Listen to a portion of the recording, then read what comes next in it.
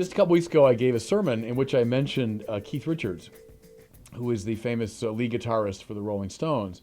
I mentioned a passage in his autobiography where he talks about the early days of the Rolling Stones when they dedicated themselves to learning Chicago blues.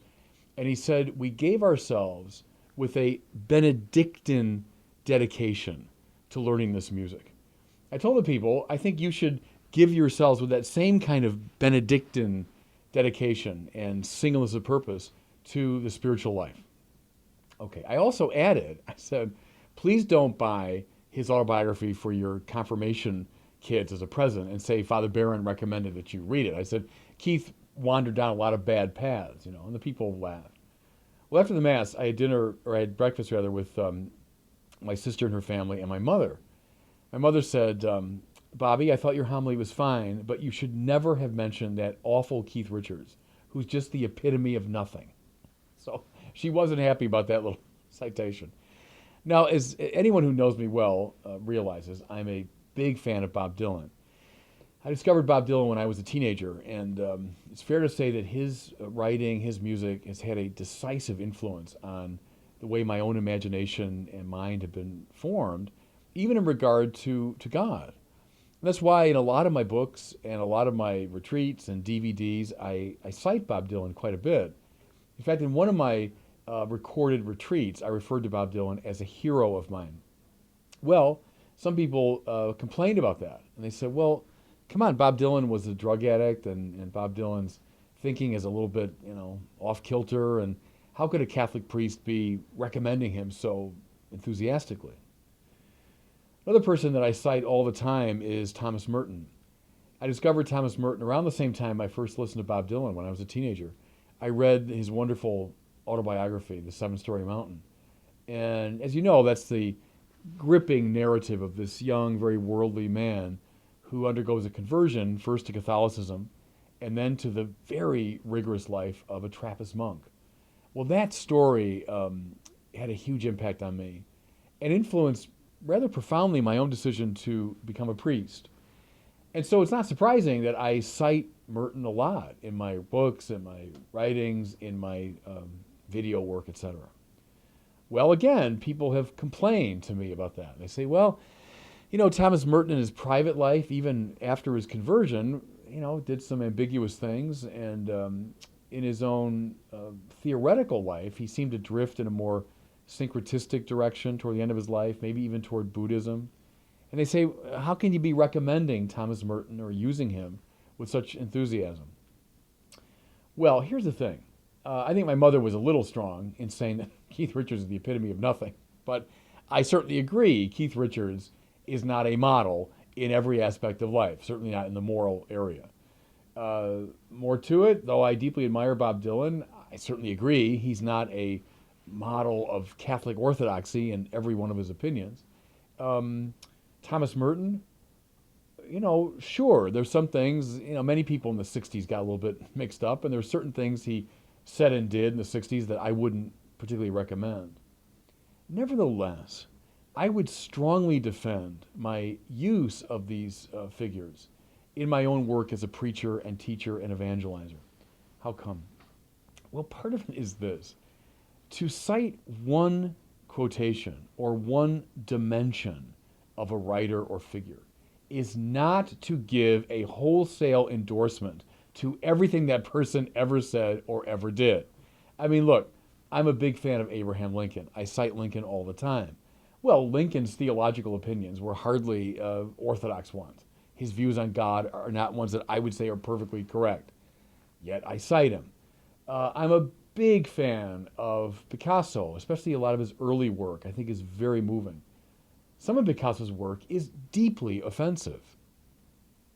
Look at someone like Martin Heidegger, with Wittgenstein, the greatest philosopher of the 20th century. Well, Heidegger has been very influential on my own theological work. And yet I hate the fact that Heidegger, at one point in his life, was a Nazi sympathizer. My point is this.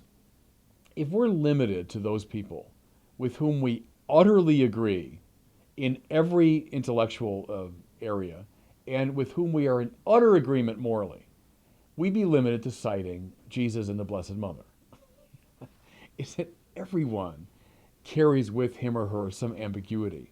We'd be so radically limited if we thought that any citation involved a wholesale endorsement of everything someone had said or done. But there's more to it than that, and it has to do with the new evangelization. Okay, Keith Richards is not a saint, but Keith Richards has a credibility in the counterculture that a lot of saints don't have. And so my citation of Keith Richards might signal to somebody who would never otherwise darken the door of a church. It might say, oh, I'll listen to that. That's intriguing. Keith gives me an access to that world that the church rarely has access to. Same with Bob Dylan. I mean, is Bob Dylan perfectly orthodox in his opinions? Obviously not. But Bob Dylan has this massive credibility in the wider culture, a culture that is way outside the normal reach of the Catholic Church. I've told the story before about how, in Word on Fire, I did a video about Bob Dylan, and it reached a young guy, 19 years old, who hated the Catholic Church, completely alienated from the church. But it brought him in to that video, then to other videos, and then to the website, and he's now becoming a Catholic. Well, that's how it worked. If I was citing only Catholic saints, I might never have gotten that young man's attention. Thomas Merton. Sure, he said and did things that I wouldn't be totally in agreement with, but Merton's got a credibility in this religious culture that's way outside the Catholic ambit. Maybe people who are deeply interested in Buddhism and Hinduism and Eastern religions would be intrigued enough by a mention of Thomas Merton to listen. You know, my model in this regard actually is Thomas Aquinas, my great hero. Thomas Aquinas in the 13th century, in his highly, focused Orthodox Catholic work, cites, among many others, Moses Maimonides, who was a Jewish rabbi. He cites Aristotle, who was a pagan philosopher. He cites Averroes and Avicenna, who were Muslim philosophers. He cites Origen, a Christian theologian, many of whose opinions were condemned by the church. In other words, Aquinas ranges widely in the people he cites, and he's not restricted to those who are utterly orthodox in their ideas or their behavior. He's willing to use people who can give him access to a much wider culture, and willing to find truth wherever it lies, even in the midst of maybe some erroneous opinions or some questionable behavior. My fear is that a hyper fussiness about the moral and intellectual integrity of the people I cite would lock me, and then lock the church, into a kind of feedback loop, into this closed conversation where we only talk to people with whom we utterly agree. And see, that evangelically is just not going to fly. My overall point here is, just as Jesus said, go out to all the nations and announce the good news. And just as John Paul II said, we have to engage in a new evangelization. We've got to go outside the ordinary ambit of the church. I think the use of such figures, who might be maybe not strictly perfect in every way, is more than justified by the access they give us to this wider world as we try to evangelize.